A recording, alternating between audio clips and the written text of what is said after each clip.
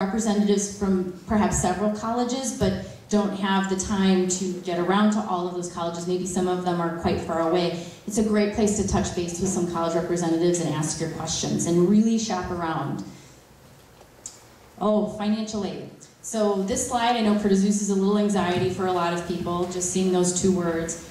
This is a big part of the process too. We won't go a great deal into this tonight because we actually have a financial aid night that we offer here every year, and we have a representative from the Great Lakes organization come and walk through the financial aid process. And when we talk about the financial aid process, we are mainly referring to the process of filling out the financial aid application through the federal government, which is available starting January 1st at fafsa.ed.gov. It is a free application, and we recommend that all students planning on going on for any kind of higher education fill out the FAFSA. Most colleges do have a deadline as to when that has to be completed. Some set that deadline in March, around that time, March, April, varies from school to school. So it is a process, and once you fill out your financial aid application, the government will tell you what you qualify for in the areas of grants, loans, and work-study opportunities. Those are the three areas that the government will award you an aid package. And again, we go into great detail about this at our financial aid program. Scholarships, scholarship money certainly does fall under the umbrella of financial aid. It's part of the picture, but scholarships is not necessarily part of what the government will offer you as a package after you complete the financial aid forms. If you need assistance with completing the financial aid form, because the FAFSA, from start to finish, if you sat down, will take about an hour to an hour and a half with all of the information that they request in the form. If you need help with that, and a lot of families do, especially for the first time, there's an event called College Goal. I believe it's not College Goal Wisconsin, not College Goal Wisconsin. We have a typo up there, I apologize. It's 2 dates in February where if you bring your information, you can sit down with a financial aid expert and they will help you literally fill out the forms and go through the process. And they're experts, so they have great suggestions and tips that can be great. The FAFSA website also has a really nice tool called the FAFSA Forecaster.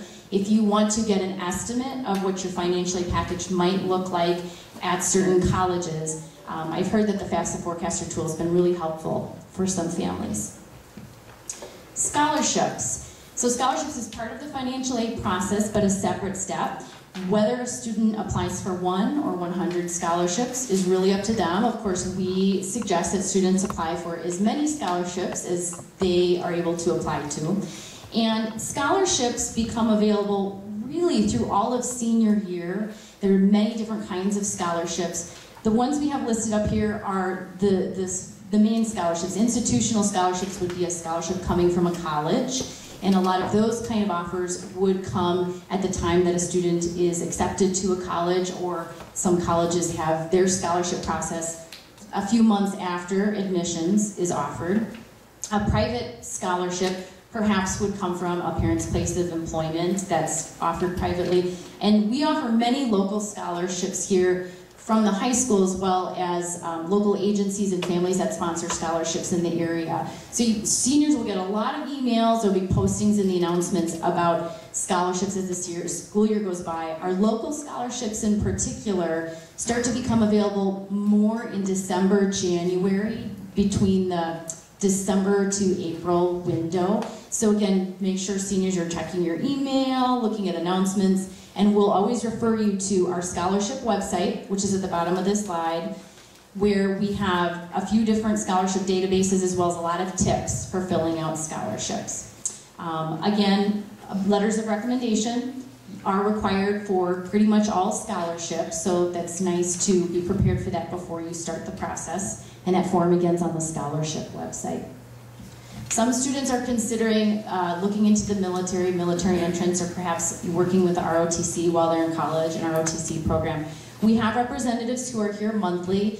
Most of them now are coming during our 8th-hour resource period. You'll see their tables set up. I know students used to see them more often during our lunch periods. But if you have questions about military, our representatives are wonderful and full of great information. We do offer the ASVAB test, the Armed Services Vocational Aptitude Battery Test, on February 27th this year for anybody who perhaps did not take it as a junior but is now considering enlistment that test would be required. Gap year.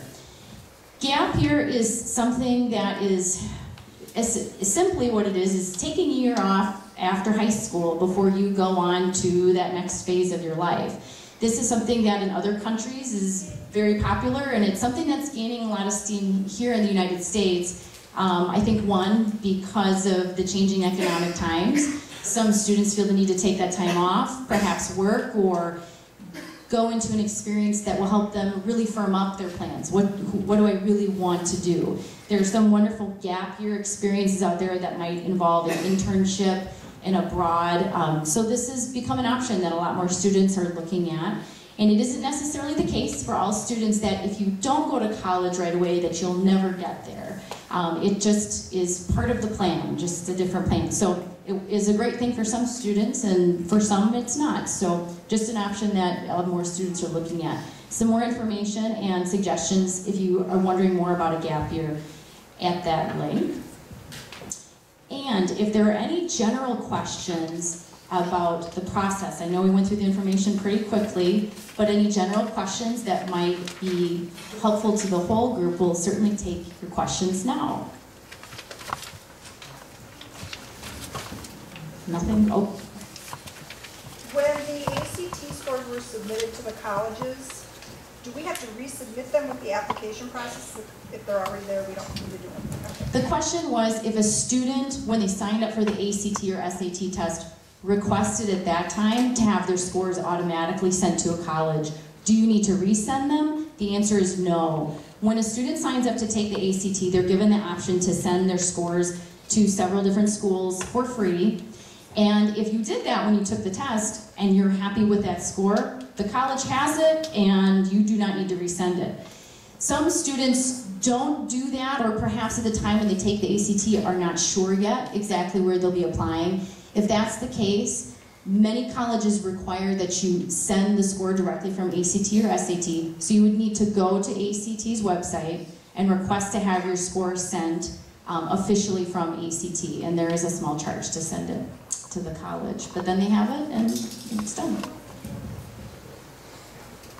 Mm-hmm. So if you took the ACT this last Saturday, because admissions start on the 15th, how soon is ACT going to be able to send those to the college? If you want that, hoping that it's going to be the ACT. Sure. You know what I mean? Like, The timing, sure, that it overlaps. The question was for anybody who took the ACT recently, just this September.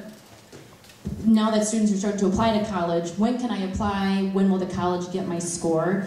I believe that ACT tells us it takes 4 weeks to get the score. If you put that college down when you signed up for this ACT, then it will take 4 weeks to get to them electronically. It can take longer than if you're sending it after the fact, if you didn't choose to have it sent automatically.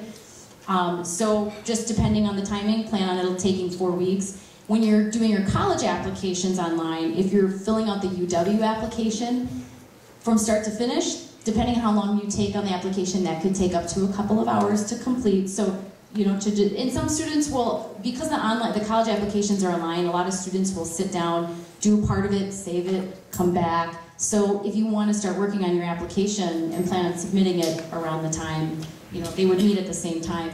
A lot of colleges too you'll indicate on your applications when you're taking the ACT and that you retook it, and if they want to wait to see the September ACT, they'll wait to see the ACT score. So you have the option of waiting for that score or just submitting your applications now. Or any of the apprenticeship programs for manufacturing, are they presented to seniors at all in any way? The apprenticeship programs, anything that would be available in the area to students, mostly through our apprenticeship and co-op program, and the teachers who work with students will help them make those connections, because we have our apprenticeship co-op program that's available to seniors. But if any senior wants more information about how the apprenticeship and co-op and the Earn While You Learn program should come and see their counselor, we can give them more information about that and the contacts in the area and through the technical colleges. Need for this kind of type of young people coming into the workforce, particularly like skilled labor machinery, so Mhm. definitely short. The information is mostly presented through the courses that would match with the apprenticeships and co-ops in that area, giving students, you know, for example, some of our family and consumer education classes, information about co-ops and apprenticeships attached in that area. So mostly through the classes that we offer here. Yeah. Okay, a lot of the UW schools have rolling admissions. Do you have a better chance at getting into a college if you apply as early as possible? Oh, that's a really good question. Do you have a better chance of getting into a college, a four-year college in particular, if you apply earlier rather than later? That brings up a really good point, that all colleges have different application deadlines. And as you mentioned, some have what we call an ongoing or rolling admission, meaning that they will continue to take applications until they have reached their maximum or their quota for their incoming freshman class. So for some colleges that might be in February, it might be later in the year. As a general rule of thumb, we suggest that students try to submit their four-year college applications by the end of October, if you can get them done by the end of October. And there's a couple of reasons for that. One, some colleges, their turnaround time for giving you an admissions decision is very, very fast. Some of them, it only takes a couple of weeks, a few weeks. Some colleges, it can take a few months, especially some of the larger colleges.